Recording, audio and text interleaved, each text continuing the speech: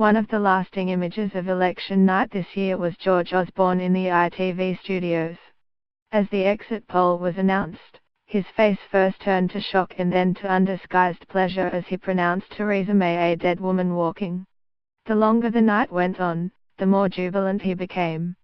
By the time the last few results came in, the former Chancellor and now editor of the Evening Standard, among half a dozen other well-paid jobs, was all but standing on the table in the studio shouting "Loser, loser" at the Prime Minister's tear-stained face on the TV monitor.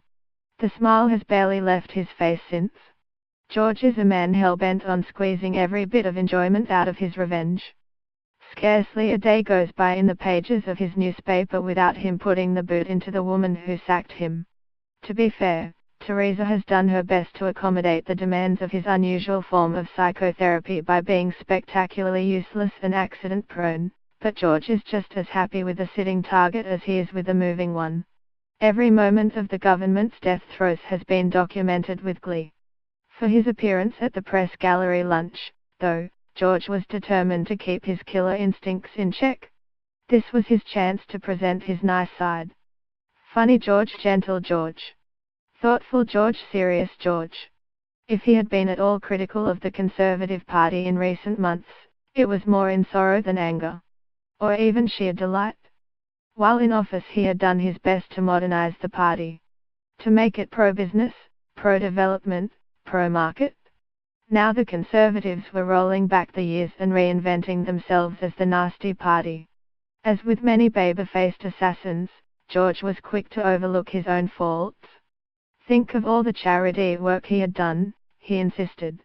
His tireless campaigning on behalf of children in London who were going to school hungry. And forget the fact that it was largely the result of his 6 years of austerity that so many working families were now on their knees.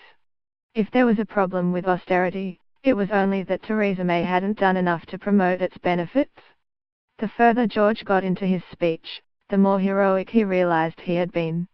By the time he got on to the bit where he had put his career as a backbench MP on the line by defying a 3-line whip and voting for civil partnerships, a tear had formed in his left eye. He cared, he really did. At heart he was just a regular people person. And had he mentioned how he had also campaigned for the right of gay parents to adopt? He had now. But like many compulsive thrill-seekers, George couldn't resist a little bit of recreational violence even while engaged in a charm offensive. If targets kept presenting themselves, who was he to refuse them? If Labour had even an averagely competent moderate leader, then it would be well ahead in the polls. George sniggered with pleasure. A left and a right was always to be savoured. He'd managed to take down both Jeremy Corbyn and Theresa. Theresa staggered to her feet, so George chose to finish her off.